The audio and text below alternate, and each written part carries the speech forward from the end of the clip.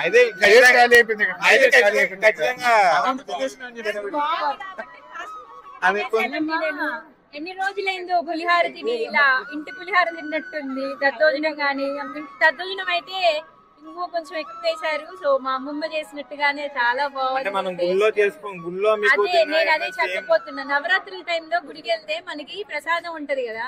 So especially ఇప్పుడు బతుకమ్మ జరుగుతుంది, దానికి తగ్గట్టుగానే ఓ ప్రసాదం తిన్న ఫీలింగ్ వచ్చింది నాకైతే. చాలా బాగుంది టేస్ట్ అయితే. మళ్ళీ వెళ్ళి పెట్టించుకుందాం అనుకుంటే అసలు అక్కడ క్యూ లైన్ చూసారా ఎలా ఉందో, అందుకే వెయిట్ చేస్తున్నా సెకండ్ ట్రిప్. మీకు ఇలాంటి ఫుడ్ కావాలంటే మా రెస్టారెంట్ ఒకసారి విజిట్ చేయండి ఖచ్చితంగా. తప్పకుండా వస్తానండి, గ్యారంటీగా వస్తాను.